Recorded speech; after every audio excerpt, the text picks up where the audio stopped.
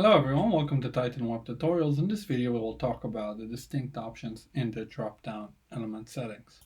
Alright, so I have a drop-down on my canvas here, and let's take a look at what we've done over here. So if I'll head over to the drop-down settings and I'll head over to Salesforce, we can see that I've mapped it onto a get. So I have an account get, I'm running it on load limited to 200. And let's take a look at our mapping. I map our drop-down value to the account ID and the drop-down label to the account name. All right, so if we'll head back to the settings, interactivity, you can see we have the distinct option ticked. Let's remove this and I'll preview the Titan Web project here.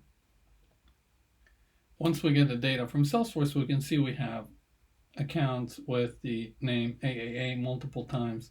And if we'll scroll down, we'll see many more duplicates.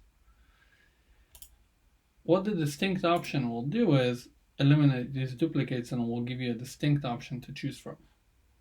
All right, so let's say this is my Salesforce and I've searched AAA. I can see I have a bunch of accounts with the same name. So, and the account might not be a good example here. It's just to show you how this works. So if I'll take the distinct option and we'll refresh it, Titan will automatically filter the account by the name and will make sure you will not have any duplicates. And this is how it's done.